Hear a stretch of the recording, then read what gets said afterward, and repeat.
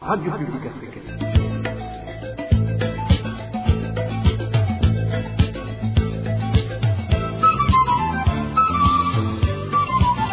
Radio Publique Africaine.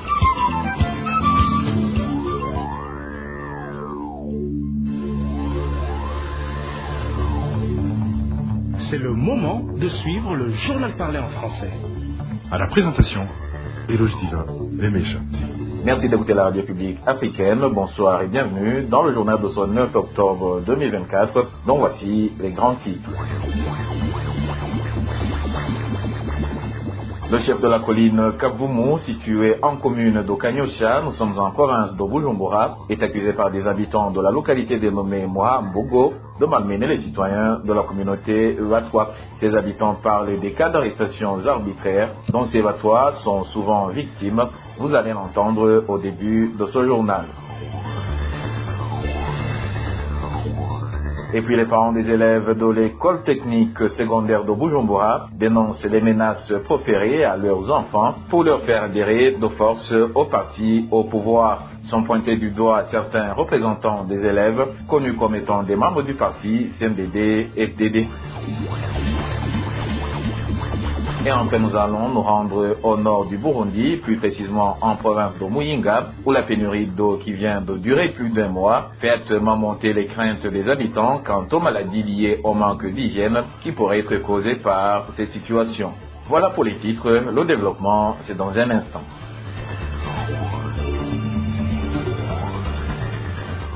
Au bonsoir, démarrons ce journal par la page Droits de l'homme, naissance à partir de ce mercredi 9 octobre d'une association des familles des victimes des disparitions forcées au Burundi depuis 2015, une association nommée Abachu Barihe. Cette association aura pour mission le soutien mutuel entre les familles des victimes et la justice pour les disparus. Je vous propose d'écouter Olivier Kenessé, il est le président de cette association.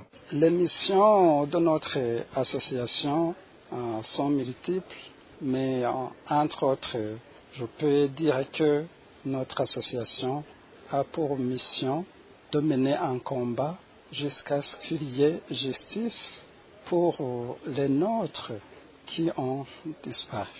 En plus de cela, nous voudrions ou nous voulons connaître la vérité sur ces disparitions forcées et nous voudrions que plus tard, qu'il n'y aurait plus de disparitions forcées dans notre pays, qui est le Burundi.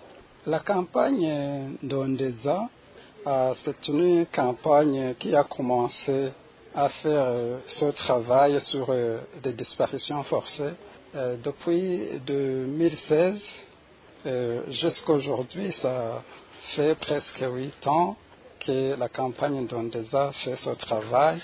Et nous consulterons cette campagne d'Ondeza qui dispose maintenant d'une plus grande base de données pour que la campagne nous guide à atteindre le plus de familles qui ont perdu les leurs de cette manière. L'association Abachu Barihe est née avec l'appui de la FOCODE qui, jusqu'ici, se chargeait de lutter contre les disparitions forcées à travers sa campagne dénommée Ndondeza. Et la coalition burundaise des défenseurs des droits de l'homme CBDDH, en sigle, exprime sa profonde préoccupation face aux récentes déclarations du gouvernement tanzanien qui a affirmé que la sécurité des réfugiés burundais est désormais garantie au Burundi. Propos de Lali Nividzi, elle est la directrice exécutive de la CBDDH.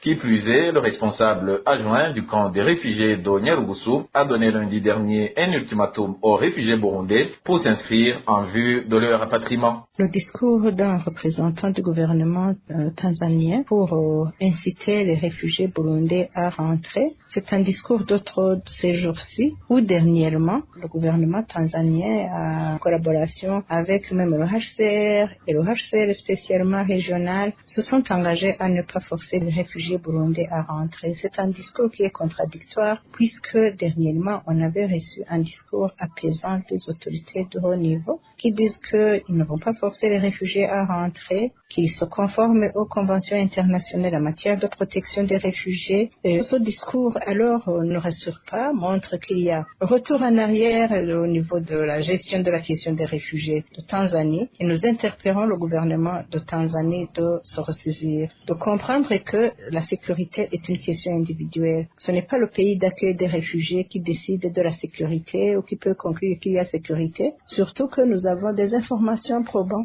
que des réfugiés qui sont rentrés au Burundi ne sont pas bien traités, que la plupart ont été séquestrés, d'autres ont vu leur maison brûlée, d'autres ont disparu, d'autres ont été poursuivis par les Imbonerakure et se sentent en insécurité. La situation donc des réfugiés qui sont rentrés de bon gré au Burundi décourage les réfugiés qui sont toujours en Tanzanie et décourage les intentions de rentrer volontairement. Et la ligne Ibili souligne également l'importance de respecter les conventions internationales sur les droits des réfugiés que la Tanzanie a ratifiées. Elle appelle au gouvernement tanzanien à cesser immédiatement le refoulement des réfugiés burundais, sinon il devra clarifier à l'opinion internationale qu'elle n'a plus la volonté d'accueillir ces populations vulnérables. Encore une fois, on écoute Elali Nividi.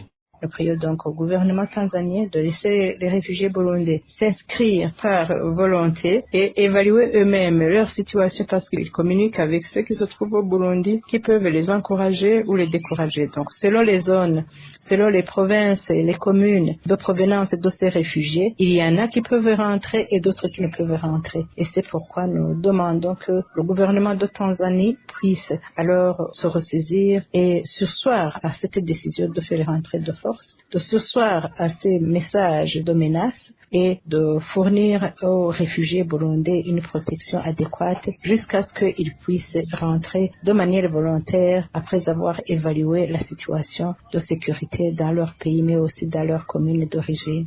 Je vous le disais en titre, certains parents d'élèves de l'école technique secondaire de Kamenge, située en commune à Angwa de la mairie de Bujumbura, s'insurgent contre des menaces proférées à leurs enfants afin de les contraindre d'adhérer au parti CNDD-FDD. Selon des informations fournies par ses parents, les représentants des élèves qui sont des membres du parti CNDD-FDD auraient reçu une mission de recruter le maximum d'élèves avant la tenue des prochaines élections de 2025. Le point avec Emmanuel Niungeko. Ces parents d'élèves de l'école technique secondaire de Kamenge, située en commune Ntahangwa, à mairie de Bujumbura, disent que cet établissement scolaire semble être devenu un lieu de propagande du parti au pouvoir, le CNDD-FDD. Notre source parmi ces parents décrit la scène qui s'est déroulée dimanche passé, où les élèves ont été mobilisés afin de les contraindre d'adhérer au parti au pouvoir, le CNDD-FDD.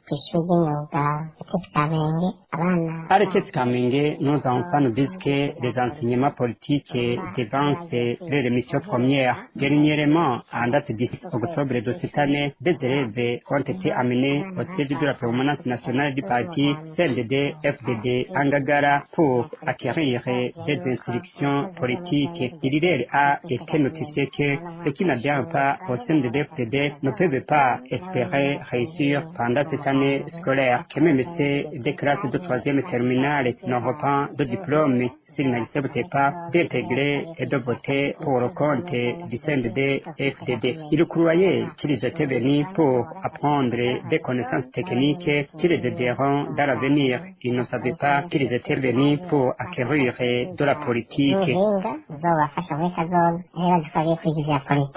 Selon des informations fournies par ces citoyens, les représentants des élèves militants du CNDD-FDD auraient reçu une mission de recruter le maximum possible de membres avant les prochaines élections de 2025. Selon ses parents, cette primauté de la politique sur la pédagogie serait à l'origine de l'échec scolaire à mairie de Bujumbura. Nous sommes alors étonnés par les propos du président de la République qui se lamente à cause des échecs enregistrés à mairie de Bujumbura pour diverses raisons qui peuvent d'ailleurs être fondées. Mais la cause politique n'est pas aussi à prendre à la légère parce que réalité, c'est déplorable d'entendre que des enfants envoyés à l'école passent le gros du temps à recevoir les ordres des délégués de classe dans différentes sections pour intégrer de force le parti CNDD-FDD. Nous voudrions demander au ministère de l'Éducation s'il en est capable de sortir une ordonnance qui interdit les théories politiques en milieu scolaire. À ce propos, la rédaction de la RPA n'a pas pu joindre Jean Bosco Nzitonda, directeur de l'ETS de Kamenge, encore moins Fidélité Nibigira, directrice de l'éducation à mairie de Bujumbura, pour recueillir les réactions. Merci à toi aussi Emmanuel Nyungeko. Et restons à mairie de Bujumbura pour vous parler de la pénurie du carburant qui a refait surface encore une fois depuis samedi dernier. Selon certains transporteurs, que ce soit le mazout ou l'essence, aucun de ces deux types de carburant n'est disponible au niveau de différentes stations-service. Les détails avec Walter Kwizera. Une fois arrivé sur différentes stations-service de la mairie de Bujumbura, on observe de longues chaînes de véhicules en attente d'être servis. Cela arrive après un petit léger mieux à ce qui est de la disponibilité de ce carburant, une disponibilité qui, pourtant, a duré peu de jours. C'est au moment où, depuis samedi dernier, des troubles liés à la pénurie du carburant ont recommencé petit à petit, une situation qui se complique davantage sur presque toutes les stations-service de la mairie de Bujumbura, comme le témoigne ce conducteur de véhicules de transport en commun. Le manque de carburant a commencé depuis samedi. Certaines stations-service avaient essayé d'en servir. Toutefois, ce n'était pas à la normale. Mais à partir de lundi, mardi et mercredi, la situation est devenue alarmante. Ainsi, voilà aujourd'hui, presque toutes les stations sont fermées. Il n'y a pas de carburant tout court. Le plus choquant, selon ces conducteurs de véhicules en mairie de Bujumbura, c'est le fait que pour le moment, cette pénurie se remarque pour tout type de carburant, que ce soit le gasoil, que ce soit l'essence, aucun des deux n'est actuellement disponible. Pire encore, dans certains endroits où l'un des deux types de carburant est disponible, on y trouve des longues files de véhicules à sa recherche, à tel point que la plupart des conducteurs rentrent bredouilles. Non vraiment, aucune station dans la ville de Bujumbura n'a de carburant, que ce soit le mazout, de même que l'essence, rien n'est disponible. Moi je suis sur place au centre-ville, tu ne peux pas trouver de l'essence. Seule une station-service se trouvant à Kigobe, en dehors de la ville tout près de l'EPDE. Là aussi il y a une très longue chaîne de véhicules, autour de 1000 véhicules sur une même file d'attente. Actuellement, des grognons repris au sein des transporteurs. Selon eux, cette pénurie du carburant ne va pas tarder à faire des répercussions sur d'autres domaines de la vie du pays si rien n'est fait dans l'immédiat pour remédier à cette situation. Walter Kwizera. Et quittons Bujumbura pour nous rendre en province de Cibitoke, où certains habitants estiment que le gouvernement n'a pas réussi à trouver une solution durable à la crise du carburant. Ils expliquent que, suite à la pénurie du mazout, certains conducteurs de camions de transport sont contraints de payer le renouvellement des documents, alors qu'ils ne travaillent presque plus. Emile Newasumba nous en dit plus. Cet habitant de la province Cibitoke ne comprend pas pourquoi les propriétaires des véhicules de transport qui roulent au mazout sont obligés de payer des amendes lorsqu'ils renouvellent la validité de leurs documents avec retard.